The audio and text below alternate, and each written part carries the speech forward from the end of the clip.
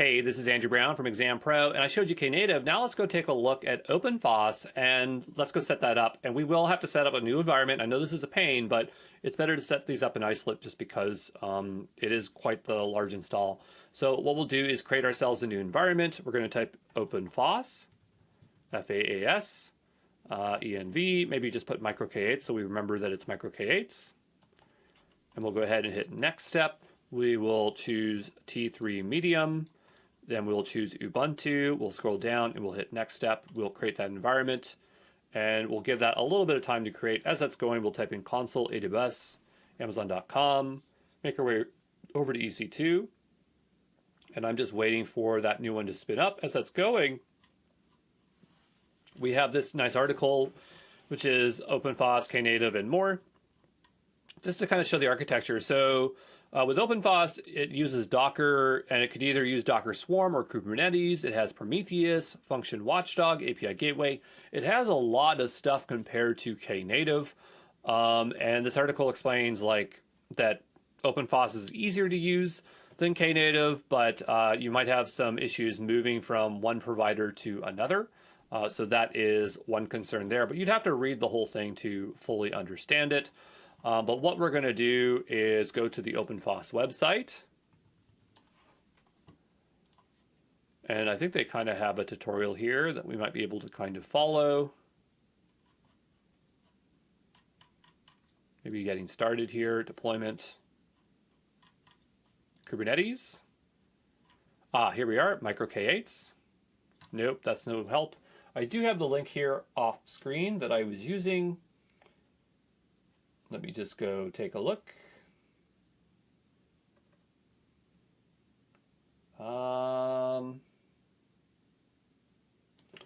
think it's like first Python function. That's what we want. So we'll type in OpenFaaS first Python function. That was definitely what I want to use here. Okay, and we will have to install the fast CLI. Well, actually we don't because it's part of micro K8. So this environment is starting to run. And so what we'll do is hit refresh here and we need to resize our drive as per usual. So we'll go here to storage, volumes, and we'll go ahead and modify our volume and we'll change this to 40 gigabytes and hit modify.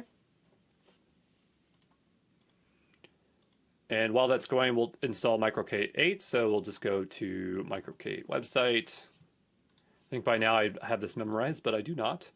We'll go sudo snap install micro K8s classic. We'll make a new terminal here, and then we will do the same thing for kubectl. Okay.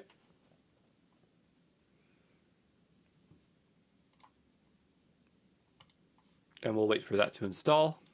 We'll check on our volume. Our volume is probably resized, but we'll have to wait for micro K8s to finish installing before we do our reboot here.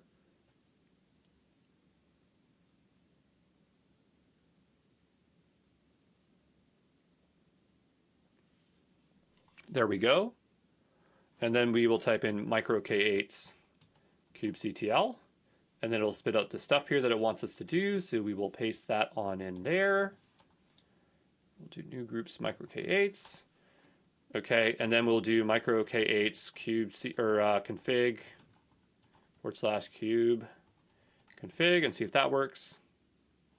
I forgot the arrow. Micro K8s kubectl get pods.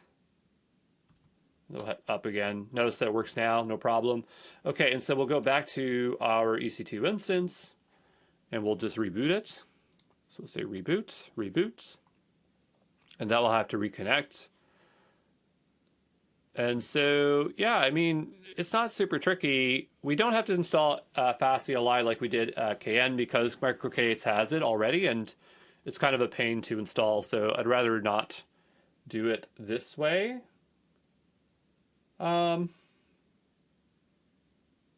Yeah, I think we could do micro K8s. I can't remember actually now. No, you know what? I think we actually do have to install it. Okay, so we will install it. I'm just trying to remember, right? So I guess we can try when this is reconnected. We'll type in microK8s and we'll see if it actually works. But I think actually for this that it is there, but I ended up installing OpenFaaS CLI because if we didn't, I ran into an issue later on in this follow along, and that's the reason for it. But we have to wait for this to reconnect, okay? So I'll see you back here when this is reconnected. All right, so after waiting a short little while here, it is ready again. So we're in good shape. So I'm going to type in microK8s DNS, and then we're going to do OpenFaaS. And I have to probably write the word enable in front of it so that it actually works. And so that's going to go ahead and start to install OpenFaaS for us. We also need to install the CLI here. So we'll copy this line from where we ever found it here on the first Python page. And so it's saying running with sufficient permissions to attempt to move FaaS CLI. So we are okay, A-OK for shape. If I type FaaS CLI, it does show up. That is good. And OpenFaaS is installing, so it'll take a bit of time. After it's installed, we do need to verify it. I'm going to close the microK8s page so it stops popping up and driving me crazy. I'm just going to double check what we need to do for the next steps because we do need to verify the installation. And I'm just double checking here to see if it's here. I think microK8s is going to prompt us to tell us, hey, run this so you know that it's running. Yes, it does. And so what we'll do is grab this line to see if it works. And the next thing is we need this password to actually use it. So we'll hit enter and we'll get this nice little password. So I'm just going to drop it in here. I'm going to clear this out. And then I'm just going to grab this password for the time being and save it here because we'll need it for authenticating to OpenFaaS. And now what we need to do is actually go ahead and build our function. So we'll go back over here and they have one here. So they make a directory called functions and they put all these files in here and stuff. So let's scaffold a new Python function using the CLI. Sure, why not? So we'll go ahead and do this and paste that in. And here it's provisioned us a new folder and hello Python. Wow, that's a lot easier than typing it all in by hand. So if we open it up, we can see the contents. So it says OpenFaaS. It's saying where it is. Here is the function. It's going to, the handler is going to point to this directory, which is going to open this handler.py file. If you've ever deployed an AWS Lambda function or anything serverless, this is looking very familiar, right? Like a handler file. And so here is our fancy handler file. You have your requirements.txt for anything you want to install. So what I'm going to do is go back here and take a look at the next step here. And so it's just telling us to update the file with this print hello.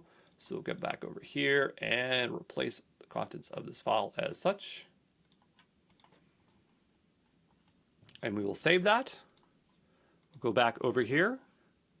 And I think that this stuff is showing up because it thinks that this is a Lambda function, which it is not. It's an OpenFaaS function. And then it's just saying, look at the contents of that file. And it looks like it's correct because it set it up all for us, which is great. And then down below, we can just build it as such. So we'll go here and we'll type in FaaS CLI build -f. It's going to prepare our function.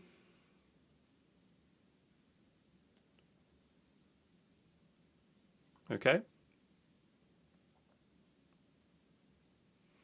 And I think that the image is being stored locally, so it's not going out to because we don't have a remote repository.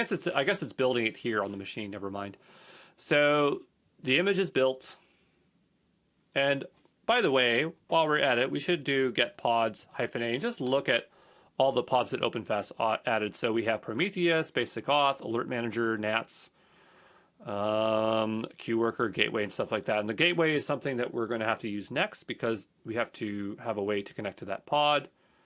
So I'm just scrolling on down here and seeing how we can see the pod next.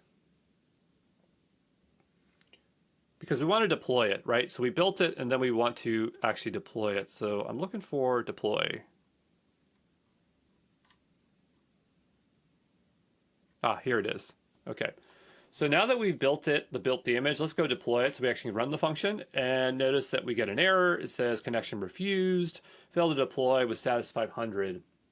And so for this, I know that we will have to do port forwarding, because I looked up another tutorial on getting started with OpenFaaS, and what they had to do here was to port forward OpenFaaS, and specifically for the service called Gateway. We do 8080:8080. And so now that we have port forwarding, I have to go over to our other tab here. And then what we can do is try to deploy again. And we don't have it in the context of this bash file, so we'll just go ahead and copy this line here, paste it on in. It says unauthorized access, so we have to log in first. So we'll go ahead and do fast CLI login. And so now it wants the password, so we'll have to do -- password.